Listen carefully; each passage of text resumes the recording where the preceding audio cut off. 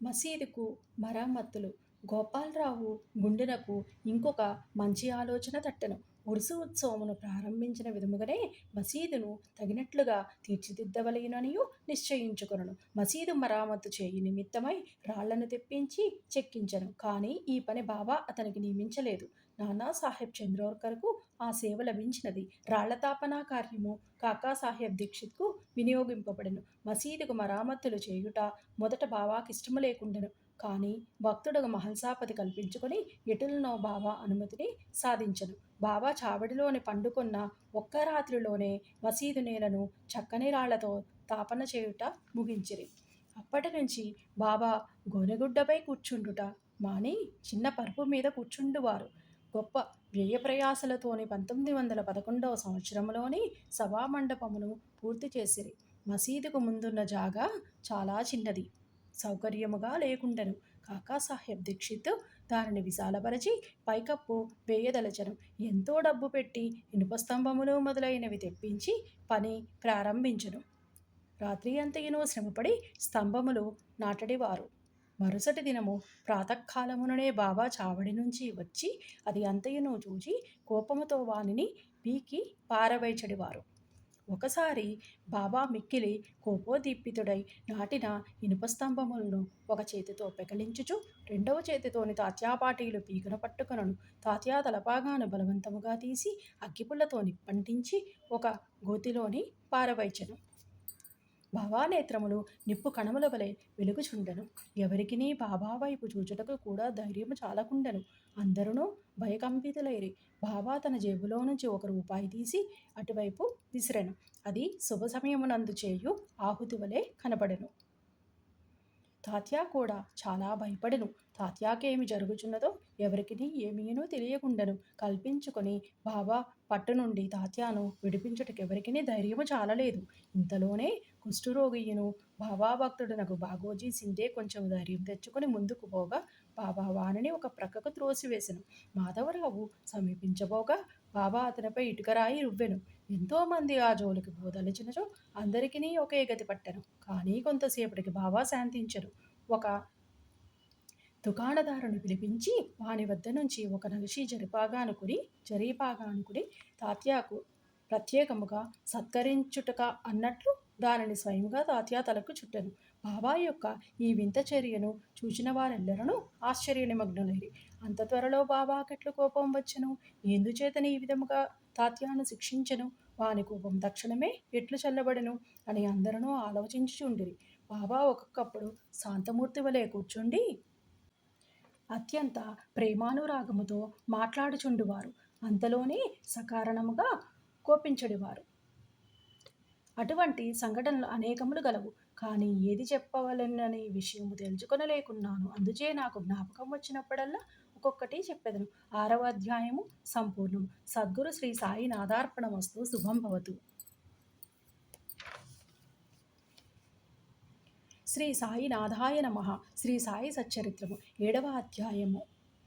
అద్భుతావతారము. సాయిబాబా వైఖరి, వారి యోగాభ్యాసము, వారి సర్వాంతర్యామి తత్వము, కుష్ఠభక్తుని సేవ, కాపర్డే కుమారుని ప్లేగు, పండరీపురము పోవుట. అద్భుతావతారం. సాయిబాబా హిందువన్నచో వారు మహమ్మదీయుని వలె కనిపించడి. వారు మహమ్మదీయుడనుకొన్నచో హిందూ మతాచార సంపన్నుడుగా కనిపించుచుండెను. ఆయన హిందువా లేక మహమ్మదీయుడా అన్న విషయము ఇదమిస్తముగా ఎవరికినీ తెలియదు. బాబా శాస్త్రోక్తముగా హిందువుల శ్రీరామనవమి ఉత్సవము జరుపుచుండెను. అదే కాలమందు మహమ్మదీయుల చందనోత్సవం జరిపించుటకు అనుమతించెను. ఈ ఉత్సవ సమయమునందు కుస్తీ పోటీలను ప్రోత్సహించుచుండువారు. గెలిచిన వారికి మంచి బహుమతులిచ్చడివారు. గోకులాష్టమి నాడు గోపాల్ కాలోత్సవము జరిపించుచుండిరి. ఈదుల్ ఫితర్ పండుగ నాడు మహమ్మదీయులచే మసీదులోని నమాజు చేయించడివారు. మొహరం పండుగకు కొంతమంది మహమ్మదీయులు మసీదులోని తాజియా లేదా తాబూతు నిలిపి కొన్ని దినములు దానిన చెట్టు నుంచి పిమ్మట గ్రామంలోని ఊరేగించదమనిరి. 4 దినముల వరకును మసీదులోని తాబూతు నుంచుటకు బాబా సమ్మతించి 5వ నాడు నిస్సంకోచముగా దానిని తామే తీసివేసిరి. వారు మహమ్మదీయులైనచో హిందువుల వలె వారి చెవులు కుట్టబడి ఉండెను. వారు హిందువులైనచో సుంతిని ప్రోత్సహించేవారు. బాబా హిందువైనచో మసీదు నందేలయుండును. మహమ్మదీయుడైనచో దునియను అగ్నిహోత్రము నేల వెలిగించి ఉండేవారు. అదియే కాక తిరుగలితోని విసురుట, శంఖమూదుట, గంట వాయించుట, హోమము చేయుట, భజన, అన్నసంతర్పణ, అర్ఘ్యపాద్యాదులతోని పూజలు మొదలైనవి మహమ్మదీయ మతములకు అంగీకారము కాని విషయములు మసీదులో జరుగుచుండెను. వారు మహమ్మదీయులైనచో కర్మిష్ఠులకు సనతనాచ సనతనాచార పరాయణులైన బ్రాహ్మణులు వారి పాదములపై సాష్టాంగ నమస్కారములు ఎట్లు చేయుచుండడి వారు. వారేదిక వారిని అడగబోయిన వారెల్లప్పుడూ వారిని సందర్శించిన వెంటనే మూగలగుచు పరవశించుచుండిరి. అందుచే సాయిబాబా హిందువో మహమ్మదీయుడో ఎవరునూ సరిగా నిర్ణయించలేకుండిరి. ఇది ఒక వింత కాదు. ఎవరైతే సర్వమును త్యజించి భగవంతుని సర్వస్య శరణాగతి వసగించెదరో వారు దైవముతో ఐక్యమైపోయెదరు. వారికి దేనితో సంబంధము గాని భేదభావము గాని ఉండదు. వారికి జాతి మతములతోని ఎట్టి సంబంధము లేదు. సాయిబాబా అట్టివారు. వారికి జాతుల యందు వ్యక్తుల యందు భేదము కనిపించకుండెను. ఫకీరులతోని కలిసి బాబా మత్స్యమాంసములు భుజించుచుండెను. వారి భోజన పళ్ళెములోని కుక్కలు మూతి పెట్టినను సనుగువారు కారు. శ్రీ సాయి అవతారం విశిష్టమైనది, అద్భుతమైనది. నా పూర్వజన్మ సుకృతముచే వారి పాదముల చెంత కూర్చొని భాగ్యము లభించినది. వారి సాంగత్యము లభించుట నా అదృష్టము. వారి సన్నిధిలోని నాకు కలిగిన ఆనందోల్లాసములు చెప్పనలవి కానివి. సాయిబాబా నిజముగా శుద్ధానంద చైతన్యమూర్తులు. నేను వారి గొప్పతనమును విశిష్టతను పూర్తిగా వర్ణించలేను. ఎవరు వారి పాదములను నమ్మెదరో వారికి ఆత్మానుసంధానము కలుగును. సన్యాసులు, సాధకులు, ముముక్షువులు తదితరులు అనేక మంది సాయిబాబా వద్దకు వచ్చేవారు. బాబా వారితో కలిసి నవ్వుతూ సంభాషించుచు సంచరించుచున్నప్పటికీ వారి నాలుకపై అల్లా మాలిక్ అను నామము ఎప్పుడునూ నాట్యమాడుచుండెడిది. వారికి వాదోపవాదములు గాని చర్చలు గాని ఇష్టము లేదు. అప్పుడప్పుడు కోపము వహించినప్పటికీ వారెల్లప్పుడూ శాంతముగాను సంయమముతోనూ ఉండడివారు. ఎల్లప్పుడూ పరిపూర్ణ వేదాంత తత్వమును బోధించుచుండువారు. ఆఖరి వరకు బాబా ఎవరో ఎవరికిని తెలియనే లేదు. వారు ప్రభువులను భిక్షువులను ఒకే రీతిగా ఆదరించిరి. అందరి అంతరంగములందు గల అన్నింటినీ బాబా ఎరింగెడివారు. బాబా ఆ రహస్యములను వెలుబుచ్చగానే అందరూ ఆశ్చర్యనిమగ్నులగుచుండెడివారు. వారు సర్వజ్ఞులైనప్పటికీ ఏమీనూ తెలియని వానివలె నటించుచుండిరి. సన్మానములన్నచో వారికి ఏమాత్రము ఇష్టము లేదు. సాయిబాబా నైజమట్టిది. మానవ దేహముతోని సంచరించుచున్నప్పటికీ వారి చర్యలను బట్టి చూడ వారు సాక్షాత్తు భగవంతుడేనే అని చెప్పవచ్చును. వారిని చూచిన వారందరూ వారు షిరిడీలోని వెలసిన భగవంతుడేననియు అనుకొనుచుండిరి. వట్టి మూర్ఖుడైన నేను బాబా మహిమలనెట్లు వర్ణించగలను? సాయిబాబా వైఖరి షిరిడీ గ్రామంలోని ఉన్న శని, గణపతి, పార్వతి, శంకర, గ్రామదేవత, మారుతి మొదలగు దేవాలయములన్నింటినీ తాత్యా పాటీలు ద్వారా బాబా చాలా మరమ్మతు చేయించెను. వారి దానగుణము ఎన్నదగినది. దక్షిణ రూపముగా వసూలైన పైకమంతయును ఒక్కొక్కరికి రోజుకొక్కంటికి 50 రూపాయలు, 20 రూపాయలు, 15 రూపాయల చొప్పున ఇష్టం వచ్చినట్లు పంచిపెట్టెడివారు. బాబాను దర్శించిన మాత్రమున ప్రజలు శుభములు పొందేవారు. రోగులు ఆరోగ్యవంతులగుచుండిరి. దుర్మార్గులు సన్మార్గులుగా మారుచుండిరి. కుష్టువారు కూడా రోగ విముక్తులగుచుండిరి. అనేకులకు కోరికలు నెరవేరుచుండెను. ఎటువంటి మందులు పసరులతోని పని లేకుండగానే గ్రుడ్డివానికి దృష్టి వచ్చుచుండెను, కుంటివానికి కాళ్ళు వచ్చుచుండెను. అంతులేని బాబా గొప్పతనమును పారమును ఎవ్వరునూ కనుగొనకుంటిరి. వారి కీర్తి నలుమూలలను వ్యాపించెను. అన్ని దేశముల నుండి భక్తులు షిరిడీకి తండోపతండములుగా రాసాగిరి. బాబా ఎల్లప్పుడూ ధునికెదురుగా కూర్చుని ధ్యాన నిమగ్నులై కూర్చుండేవారు. ఒక్కొక్కప్పుడు మలమూత్ర విసర్జన కూడా అక్కడనే చేసేవారు. ఒక్కొక్కప్పుడు స్నానము చేసేవారు కారు, మరొకప్పుడు స్నానము లేకుండానే ఉండేవారు. తొలి దినములలోని బాబా తెల్లటి తలపాగా, శుభ్రమైన ధోవతి చొక్కా ధరించేవారు. మొదటి రోజులలోని వారు వైద్యం చేసేవారు.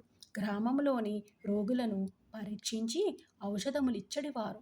వారి చేతితోనిచ్చిన మందులు అద్భుతముగా పనిచేయుచుండెడివి. వారు గొప్ప హకీం, వైద్యుడు అని పేరు వచ్చెను. ఈ సందర్భమున ఒక ఆసక్తికరమైన సంఘటనను చెప్పవలెను. ఒక భక్తునికి కండ్లు వాచి మిక్కిలి ఎర్రబడెను. షిరిడీలోని వైద్యము దొరకలేదు. ఇతర భక్తులు అతనిని బాబా వద్దకు కొనిపోయిరి. సామాన్యముగా అట్టి రోగులకు అంజనములు, ఆవుపాలు, కర్పూరముతో చేసిన ఔషధములు వైద్యులు ఉపయోగించెదరు. కానీ బాబా చేసిన చికిత్స విలక్షణమైనది.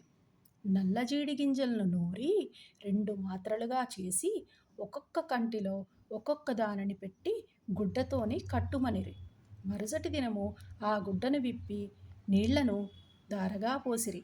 కండ్లలోని ఊసిక తగ్గి కంటిపాపలు తెల్లబడి శుభ్రమయ్యను. నల్లజీడి పిక్కలను నూరి కండ్లలోని పెట్టినను సున్నితమైన కండ్లు మండనే లేదు. అటువంటి చిత్రములనేకములు కలవు. కానీ అందు ఇదొకటి మాత్రమే చెప్పబడినది. బాబా యోగాభ్యాసములు. సాయిబాబాకు సకల యోగా ప్రక్రియలు తెలిసియుండెను. దౌతి, ఖండయోగము, సమాధి ఉన్నగు షడ్విధ యోగ ప్రక్రియల యందు బాబా ఆరితేరినవారు. అందులోని 2 మాత్రమే ఇక్కడ వర్ణింపబడినవి. దౌతి.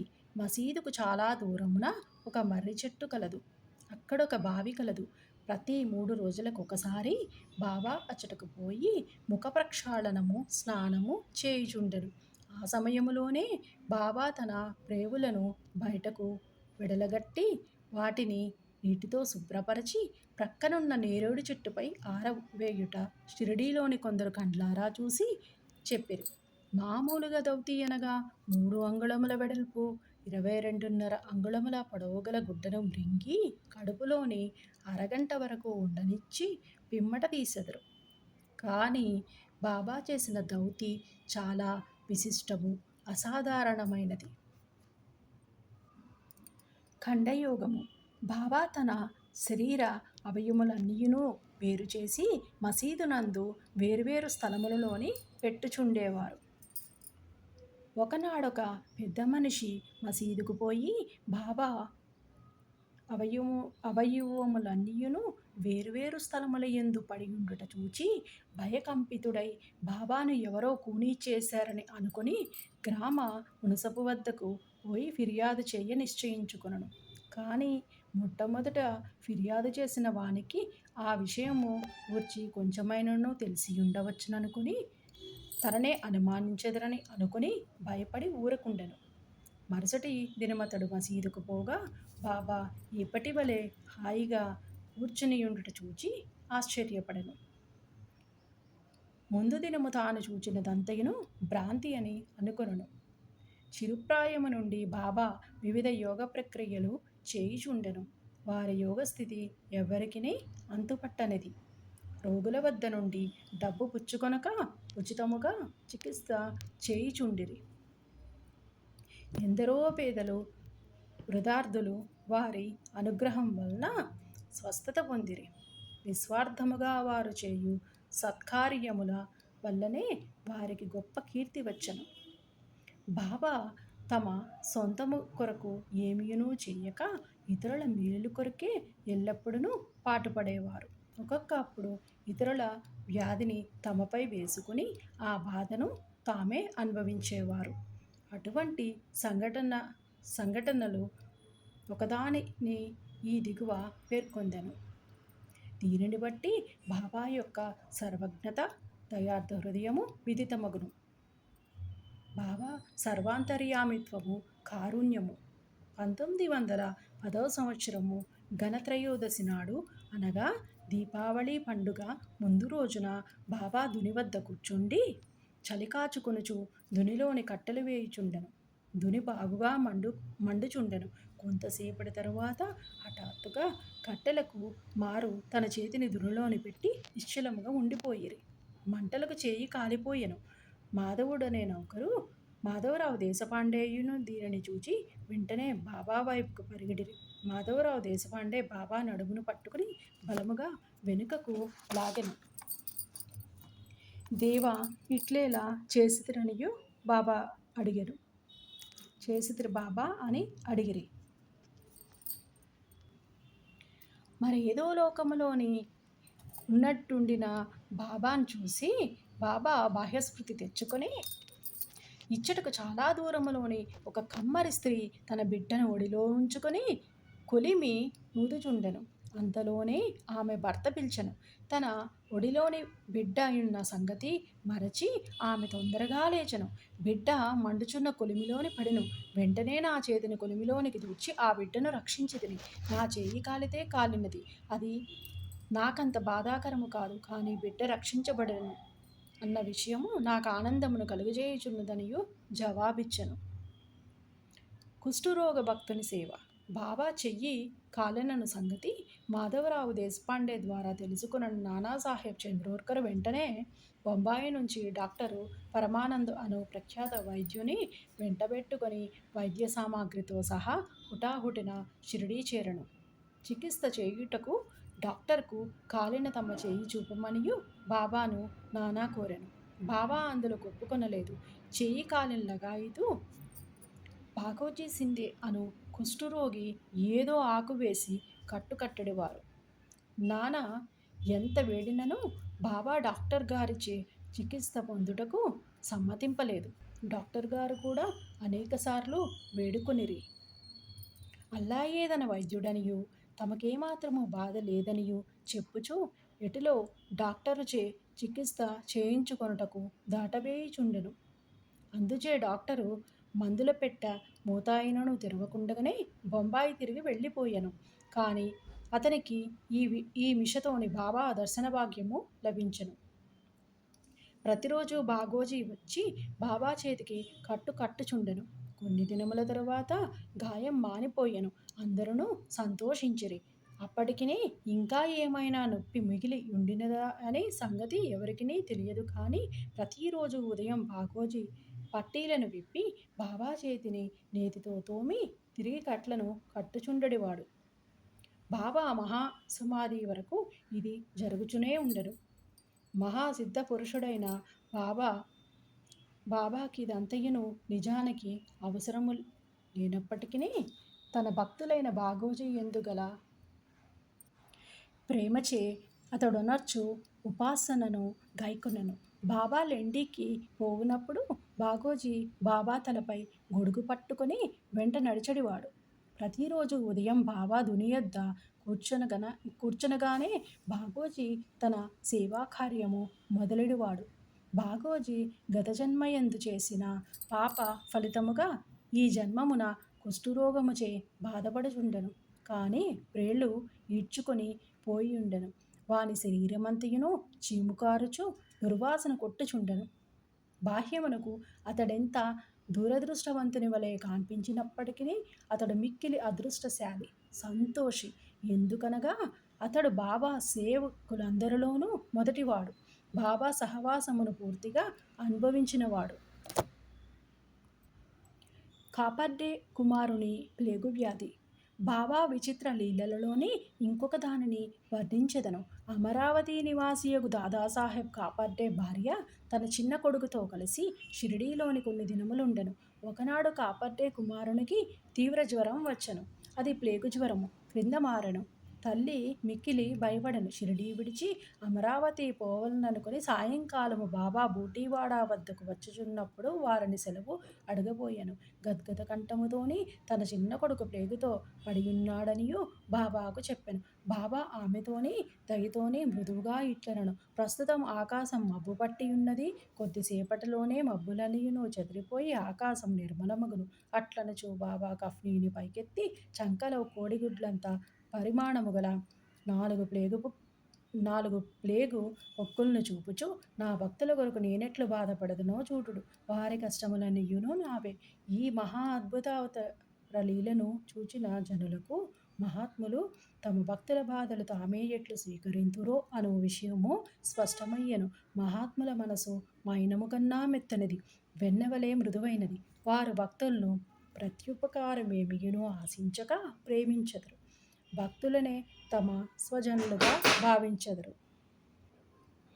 బాబా పండరీ ప్రయాణము. సాయిబాబా తన భక్తులనెట్లు ప్రేమించుచుండెనో, వారి కోరికలను అవసరములనెట్లు గ్రహించుచుండెనో అను కథను చెప్పి ఈ అధ్యాయమును ముగించెదను.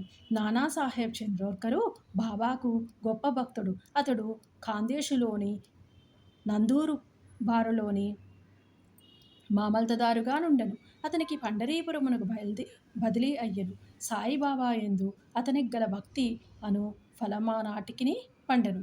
పండరీపురమునకు భూలోక వైకుంఠమనెదరు. అట్టి స్థలమునకు బదిలీ అగుటచే అతడు గొప్ప ధన్యుడు. నానాసాహెబ్ వెంటనే పండరిపోయి ఉద్యోగములోని ప్రవేశించవలసి ఉండెను. షిరిడీలోని ఎవ్వరికిని ఉత్తరం వ్రాయక హుటాహుటిన పండరికి ప్రయాణమయ్యెను. ముందుగా షిరిడీకి పోయి తన విఠోబా అగు బాబాను దర్శించి ఆ తరువాత పండరికి పోవలనని అనుకొనెను. నానాసాహెబ్ షిరిడీకి వచ్చు సంగతి ఎవరికినీ తెలియదు. కానీ బాబా సర్వజ్ఞుడొకటచే గ్రహించెను. నానాసాహెబ్ నీమ్గాం చేరుసరికి షిరిడీ మసీదులోని కలకలము రేగెను. బాబా మసీదులో కూర్చుండి మహల్సాపతి అప్పాసింది కాశీరాములతోని మాట్లాడుచుండెను. హఠాత్తుగా బాబా వారితో ఇట్లనెను. మన నలుగురము కలిసి భజన చేసెదము. పండరీ ద్వారములు తెరిచినారు కనుక ఆనందముగా పాడెదము లెండు. అందరునూ కలిసి పాడదొడంగిరి. ఆ పాట యొక్క భావమేమనగా, నేను పండరి పోవలను, నేనక్కడనే నివసించవలను. ఎందుకనగా అదియే నా ప్రభువు యొక్క ధామము. అట్లు బాబా పాడుచుండెను. భక్తులందరూ బాబాను అనుకరించిరి.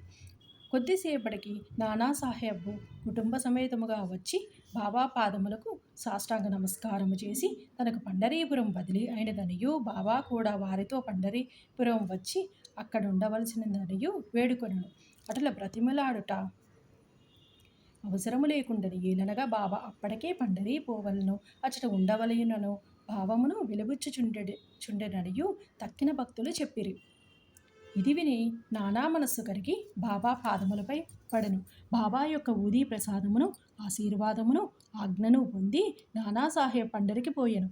అట్టి బాబా లీలలకు అంతులేదు. 7వ అధ్యాయం సంపూర్ణం. సద్గురు శ్రీ సాయినాథార్పణమస్తు. శుభం భవతు.